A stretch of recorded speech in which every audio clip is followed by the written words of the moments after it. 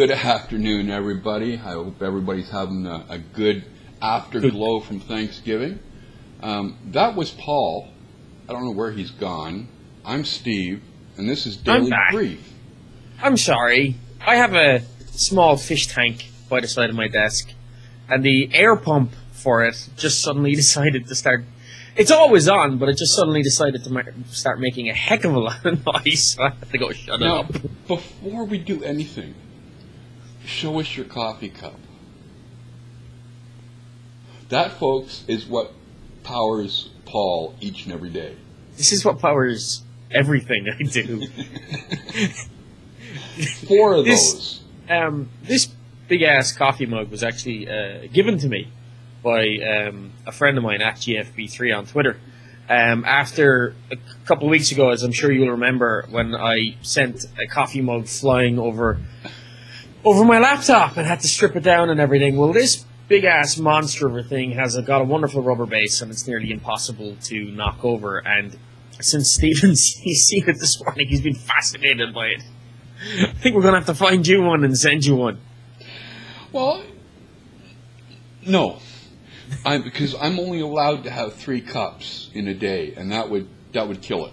Look, it's like the Irish fella that goes to the pub and says to his wife, you know, I'm going down, I'm only going to have 1 pint, right?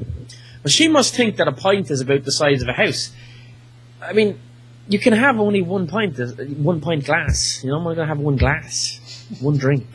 Just keep filling the same glass, the same drink, you know? And as they said, you're only allowed to have 3 cups of coffee, right? But nobody said anything about the size of the cup. The size. It's all about the size. See, women and blokes, no matter what women tell you, there are times when size does matter. Are we supposed to be here to talk about Microsoft? Well, Microsoft is giving away a freebie this weekend for everybody. For people who realize that size does matter. Yes. Yes, thanks to Microsoft, Gold Xbox Live access is free this weekend. I wonder. Now, you see, I am a paying Xbox Gold Live member, and I wonder if that means that I'm going to get an extra 2 days on my subscription, because they're giving these days away for free. No. But yeah, basically, for all of you who have just picked up an Xbox 360 and or Kinect in the Black Friday deals, when you plug in and, you know, set your Xbox up, you will you get to go in and get all the benefits of being an Xbox Gold Live member for the weekend, up to and including the 29th of November. So you get to basically try out all the bells and whistles. So, a few other things going on as well. We talked about... in effect, Microsoft's becoming a crack dealer. A crack dealer, yeah. They're giving you your first hit free. A couple of other things they're doing to sort of get your crack going. We talked about the deals that were on Xbox Live for Black Friday the other day. They're still running as well until November 29th, as far as I know. For those of you who are Black Ops players like me, between now and 29th... Not for long. That thing is still downloading. Stephen sent me a copy of Borderlands through Steam. So as soon as that's finished its 7 gig download, I'll probably be getting into a bit of Borderlands this weekend. Just, you know, in between rounds of Black Ops. Anyway, if you're playing Black Ops between now and the 29th, what is it?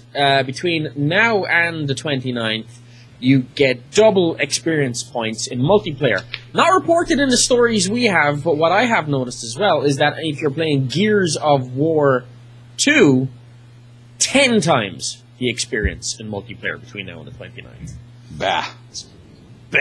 Well, I'm a Gears of War player as well. Next up, there was news made last week when Microsoft hired the founder of the OpenStreetMap project.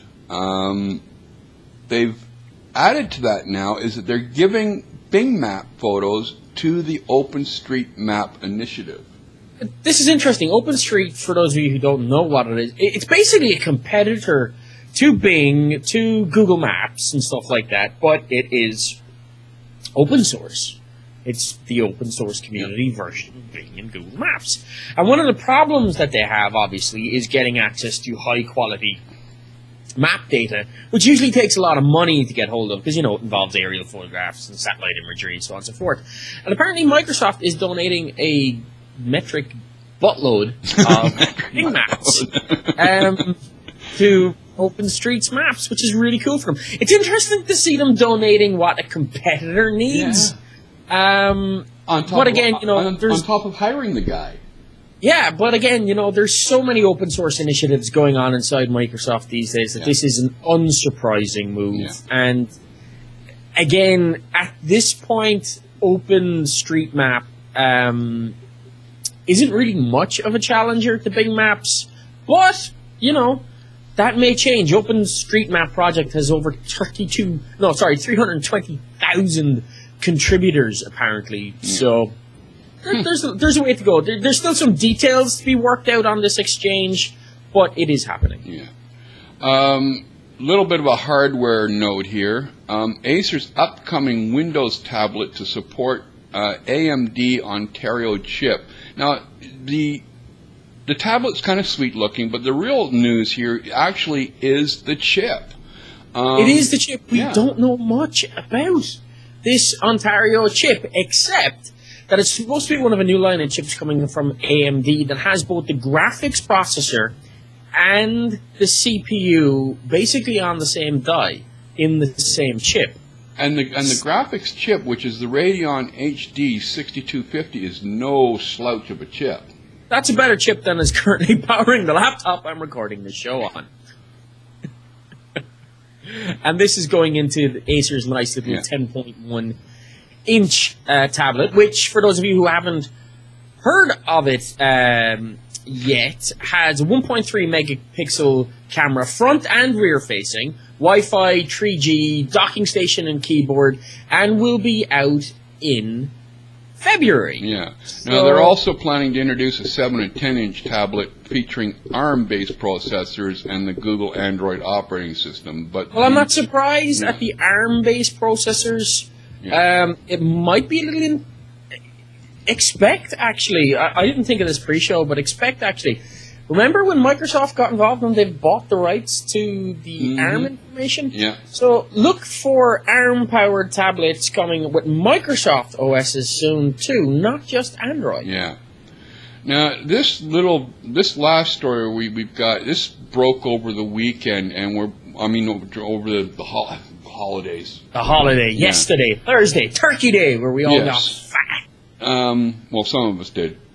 But there's also when we're going to be talking a little bit more on the weekend. Longzen, Rafael Riviera, and Chris Walsh have released a little tool called Chevron WP7, which is being billed as an unlocking tool for the Windows Phone 7. I am so torn about this. Yes. And for those of you who want to know how torn I am, join us for tomorrow's hour-long show where we'll have Brett Nordquist on, and we're going to be talking all about this stuff. But just to kind of summarize my argument right now, I hate it that Apple and other companies tell you when you buy a piece of hardware that you can't do what you want with it. I love the idea of unlocking it. The problem I have with Chevron is this. It allows you to sideload applications, which is something that Windows Phone 7 developers pay to do. They pay $99 a pop to do it. So this actually is ripping Microsoft off of their, the money developers would otherwise pay. And it does open the door to a lot of potential privacy, considering we talked a couple of weeks ago about how you could download the XAP files? Yep. And using this, then you could upload them back in, which opens the door for piracy. I'm torn between it. I love the idea of being able to put my own stuff on it that isn't available in like the standard stores, but then there is the whole side of it that, Microsoft is getting ripped out of $99 a pop, and this stuff really is only for developers for testing stuff and for ensuring that there's, stability and all that sort of stuff. I don't know. I'm torn. What about you? I'm the same. I'm torn. I like the idea that some very creative people have produced the tool. It shows that there is a hacking availability within the Windows Phone 7. There's also a lot of FUD going on around it, which we'll talk about tomorrow. But it's, I don't know. I'm torn. I really am. I don't know whether it's a good idea or not. But it was inevitable. It really was. Well, it was especially inevitable with Windows, considering that the Windows philosophy on the desktop and everywhere else has been to be able to do what you want. Yeah. But Windows Phone 7 has taken a more sort of Apple-y approach to things. But you know what? We'll have to see how this one plays out. The fact of the matter is that it's going to turn into another Apple jailbreak situation where they're constantly fighting them now. And we'll just have to see how it goes and make our minds up as we go along. Now, just before we close out here, I do have a bit of a show note to make. Monday and Tuesday of next week, we won't be recording Daily Brief because I have to go into the hospital for a couple days, and possibly one, maybe two. Nothing serious, but rather than be concerned about making recording times, we've just decided that we won't be recording on Monday. So we won't be recording again until Daily Brief. Yeah. Until Wednesday. We will, of course, be doing tomorrow's show. Yeah. But on that note. We call an end to today's show. We'll call an end. If you're watching us on YouTube, hit the subscribe button and thumb us up. If you're not, drop along to youtube.com/WinExtra and thumb us up.